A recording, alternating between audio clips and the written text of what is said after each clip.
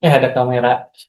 Baik, Assalamualaikum warahmatullahi wabarakatuh. Sebelumnya izin perkenalkan, nama saya Wafole Safari dengan NIM 2312140031. Di sini saya ingin memenuhi tugas ujian tengah semester dari mata kuliah Hukum Acara Perdata yang diampu oleh Bapak Ramadhani Alvin Habibi MK. Nah, di sini saya diminta untuk membuat video mengenai learning journal dan juga menjelaskan alur persidangan perdata. Baik, yang langsung saja kita yang ke pertama. Oke, yang pertama, saya sedikit ingin bercerita mengenai pengalaman saya menghadiri persidangan di Pengadilan Negeri Kota Palangkaraya. Jadi pertama-tama itu sebelum saya menghadiri persidangan, saya diarahkan untuk meminta kokarde tamu ataupun kokarde visitor. Jadi sebelum saya diberikan kokarde tersebut, saya diminta untuk mengisi buku tamu terlebih dahulu. Di sana saya dimintain identitas berupa KTP ataupun KTM, kartu tanda mahasiswa, dan juga mencatatkan nomor pada buku tersebut. Nah, kemudian setelah itu barulah saya mendapatkan kokarde visitor itu. Nah, bentukannya itu kayak gimana sih? Nah, kayak gini bentukannya. Jadi di situ ada tulisan visitor ataupun tamu dan juga ada nomornya. Oke, kita lanjut ke dalam ruang persidangan. Oke, jadi inilah gambaran ruang persidangan waktu kosong kayak gini. Nah, jadi di sini memang hakim ataupun perangkat persidangan yang lainnya belum hadir di dalam ruangan. Jadi ketika hakim telah memasuki ruangan, para visitor ataupun perangkat lainnya diminta untuk berdiri untuk menghormati hakim yang memasuki ruangan. Setelah dipersilakan duduk, hakim sudah mulai siap-siap untuk membuka persidangan. Persidangan dibuka dengan mengetuk palu dan pemeriksaan pihak nih pertama-tama. Nah, jadi sebelum saya melanjutkan kepada proses apa sih yang terjadi di sana, di sini saya ingin menjelaskan dulu persidangan apa sih yang saya hadiri waktu itu. Nah, jadi waktu itu Rabu 1 Oktober tahun 2025, yang tepatnya di ruang Tirta, saya menghadiri suatu persidangan perdata dengan nomor perkara 176 garis miring perdata gugatan garis miring 2025 garis miring PN Palangkaraya dengan kasus jual beli tanah. Jadi lanjut ke prosesnya tadi. Di sini hakim memeriksa apakah pihak-pihak yang bersengketa ataupun yang bersidang ini telah hadir, baik penggugat ataupun tergugat. Nah, setelah diperiksa ternyata hanya penggugatnya saja yang hadir. Jadi tergugatnya tidak hadir di sini. Oke, baik. Berikutnya setelah itu ternyata dalam berkas yang sudah dihadirkan itu ada 2 saksi yang dihadirkan pula pada persidangan kali ini. Nah, setelah dipersilahkan masuk, kebetulan ada 2 saksi yang dihadirkan.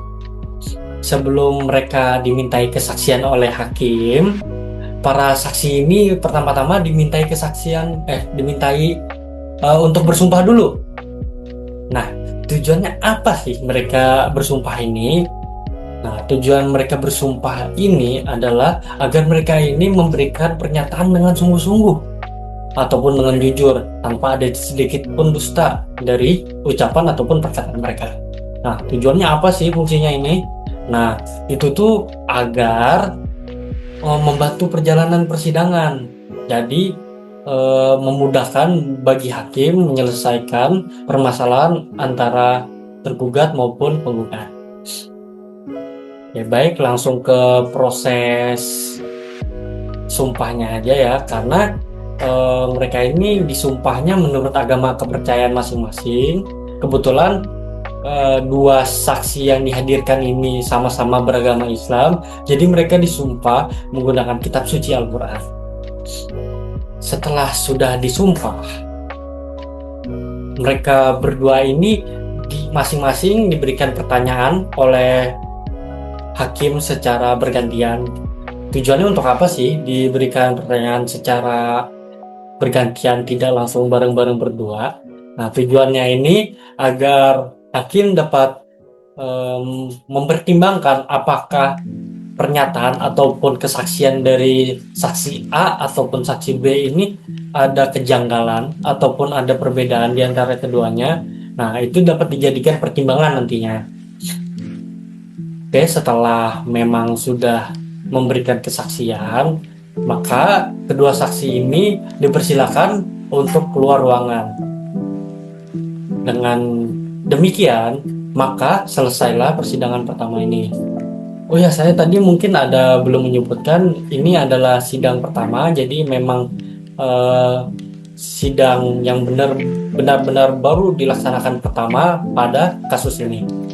Nah, jadi dengan selesainya tadi, maka hakim menutup ataupun menunda persidangan pertama ini yang nantinya akan dilanjutkan di kemudian hari dan dijadwalkan ulang oleh hakim. Nah, mungkin sedikit itu saja yang bisa saya sampaikan mengenai pengalaman saya waktu menghadiri persidangan di Pengadilan Negeri Kota Palangkaraya. Nah, berikutnya saya lanjut ke alur persidangan perdata. Setelah ini, mari kita lanjut ke alur persidangan. Pertama-tama, sebelum masuk ke persidangannya, penggugat harus mendaftarkan gugatannya terlebih dahulu ke pengadilan yang dituju. Saya ambil contoh ke Pengadilan Negeri Kota Palangkaraya. Maka penggugat harus melengkapi berkas-berkas gugatan, berikutnya membayar biaya perkara, barulah gugatan dari penggugat ini dapat didaftarkan. Nah, jadi setelah itu, setelah didaftarkan, nanti berkas-berkas yang sudah dilengkapi oleh penggugat ini akan diteruskan kepada ketua pengadilan. Kalau sudah sampai di ketua pengadilan, nanti ketua pengadilan akan menunjuk hakim yang akan mengadili perkara penggugat ini. Nah, setelah sudah ditunjuk hakim yang mengadili perkara itu, berikutnya hakim akan menjadwalkan persidangan. Jadi lanjut ke sidang pertama. Oke, baik, di sini akan saya tampilkan skema dari alur persidangan. Nah, akan di layar seperti ini. Saya mungkin matanya agak tengok sana tengok sini karena di sini saya melihat dari skemanya agar dapat lebih jelas menjelaskan di depan video seperti ini. Nah, jadi pertama-tama sebelum sidang dilaksanakan itu ada yang namanya pemanggilan pihak dulu, baik dari penggugat ataupun tergugat. Nah, jadi ketika hakim sudah ini lanjut nih ke sidang pertama. Jadi setelah hakim membuka sidang itu, hakim akan mengecek pihak yang bergugat ini apakah ada yang sudah berhadir ataupun keduanya sudah berhadir atau diwakilkan oleh kuasa hukumnya.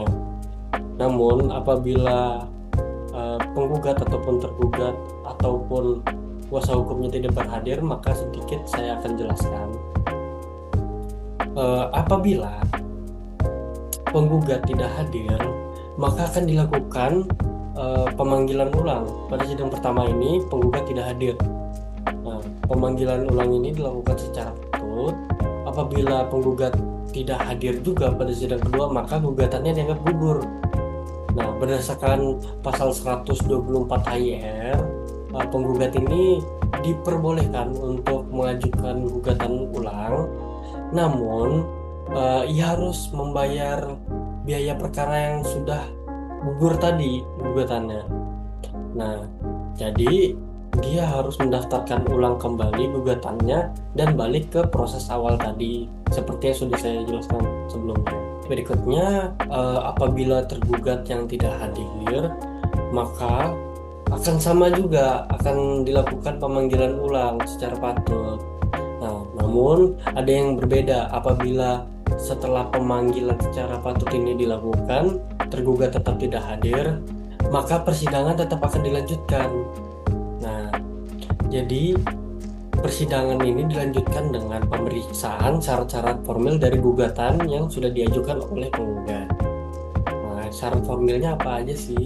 Nah, contohnya itu seperti tanggal pada surat, alamat para pihak yang bergugat, ataupun yang lainnya. Yang pasti, gugatannya itu tidak cacat, seperti tidak error in persona, atau ada kesalahan pihak yang digugat, ataupun bukan obscure libel, ataupun posita dan petitumnya harus jelas. Nah, jadi jika sudah diperiksa ini syarat formilnya tidak terpenuhi, maka gugatan ini tidak dapat diterima oleh majelis hakim ataupun hakim. Eh, maka gugatan ini tidak dapat diterima ataupun NO. Namun apabila syarat formilnya tadi terpenuhi atau sah syarat formilnya, maka gugatan berikutnya akan tetap diperiksa lagi. Apakah menurut hukum ini berkekuatan tetap ataupun memiliki alasan hukum yang kuat sebagai gugatan. Jika tidak kuat alasannya, maka gugatan ini akan ditolak. Nah, jika gugatan telah diperiksa menurut syarat formil ataupun alasan hukumnya sudah kuat, jika melewati keduanya atau memenuhi syarat keduanya, kemudian gugatan dapat dikabulkan oleh hakim baik sepenuhnya atau sebagian berdasarkan pertimbangan keputusan hakim. Nah, keputusan ini disebut dengan keputusan first take. Apa sih keputusan first take itu? Nah, keputusan first take itu adalah keputusan yang akan dijatuhkan oleh hakim saat persidangan apabila tergugat ataupun kuasa hukumnya tidak berhadir pada persidangan. Jadi hakim itu dapat menjatuhkan putusan apabila hanya penggugatnya saja yang hadir, tetapi tadi harus syarat formil dan memiliki alasan hukum yang kuat itu gugatannya. Nah, setelah putusan first take tadi, tergugat yang tidak hadir dalam persidangan tadi dapat melakukan upaya hukum. Nah, upaya hukumnya ini namanya verzet. Jadi, tergugat ini dapat mengajukan verzet berdasarkan dari pasal 129 HIR. Tergugat ini dapat mengajukan verzet tidak lebih dari 14 hari setelah tanggal putusan verzet dibuat. Maka, jika lewat dari jangka waktu yang telah ditentukan tadi, 14 hari tadi, maka verzet tidak dapat diterima atau NO. Oke, baik. Nah, tadi kan sudah saya jelaskan bagaimana alur persidangan apabila pihak-pihak yang bergugat ini tidak hadir. Nah, kita lanjut apabila kedua belah pihak ataupun diwakilkan oleh kuasa hukumnya ini berhadir pada sidang pertama. Nah, upaya yang pertama dilakukan ini adalah melakukan damai melalui mediasi. Dan dari mediasi ini diharapkan kedua belah pihak yang bergugat ini akan berdamai. Jadi mediasi ini akan berlangsung selama 22 hari. Nah, dari mediasi selama 22 hari tadi, apakah akan membuahkan hasil damai atau tidak? Jika menghasilkan damai, maka pihak yang bergugat ini akan membuat akta perdamaian, di mana mereka sepakat untuk berdamai. Jadi setelah ditandatangani, mereka ini disebut juga dengan perjanjian damai. Jadi persidangan ditutup dengan akta perdamaian.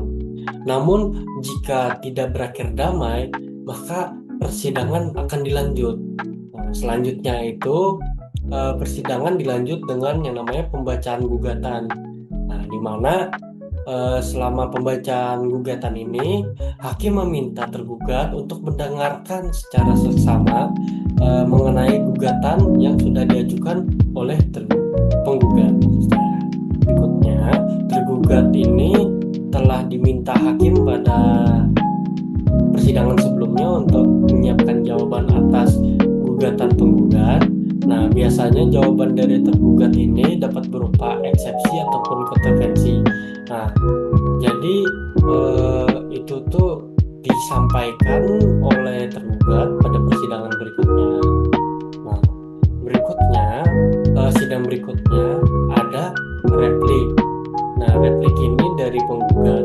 Jadi di sini penggugat itu menguatkan dalil dari gugatannya atas jawaban tergugat sebelumnya.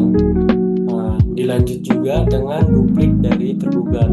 Jadi replik duplik ini sama seperti jawab jinawab ataupun jawab menjawab. Jadi di duplik ini tergugat juga menyampaikan tentang apa yang dia kuatkan tentang gugatan sebelumnya ataupun bantahan. Nah, jadi proses berikutnya ada pembuktian. Setelah jawab menjawab tadi selesai, maka akan dilanjutkan dengan pembuktian atas gugatan sebelumnya. Nah, jadi di sini pertama-tama hakim mempersilahkan penggugat untuk menunjukkan alat-alat bukti. Nah, dapat berupa seperti surat-surat ataupun saksi ahli untuk memperkuat gugatannya. Nah, begitu pula dengan tergugat. Setelah penggugat selesai, tergugat diizinkan untuk menunjukkan alat buktinya juga untuk membantah gugatan-gugatan yang sudah disampaikan oleh penggugat. Nah, jadi setelah pembuktian ini selesai, hakim itu menutup sesi pembuktian yang mana nanti akan dilanjutkan dengan kesimpulan. Nah, di kesimpulan ini, penggugat dan tergugat diminta untuk menyimpulkan hasil dari pembuktian yang sudah dikumpulkan tadi. Nah, berdasarkan dari hasil tadi, maka langkah yang terakhir ataupun sesi proses persidangan yang terakhir adalah keputusan hakim. Nah, apabila sudah masuk ke proses yang terakhir ini, maka alur persidangan sudah selesai. Setelah hakim memberikan putusan, apabila putusan hakim itu berkekuatan hukum tetap, maka tergugat ataupun yang kalah tidak dapat melakukan upaya hukum lagi. Nah, demikian yang dapat saya sampaikan dalam video ini. Kurang lebihnya saya mohon maaf. Saya juga masih belajar di sini. Sekian dari saya. Terima kasih. Wassalamualaikum warahmatullahi wabarakatuh. Thank you, everyone! Thank you, Elmer! Boom!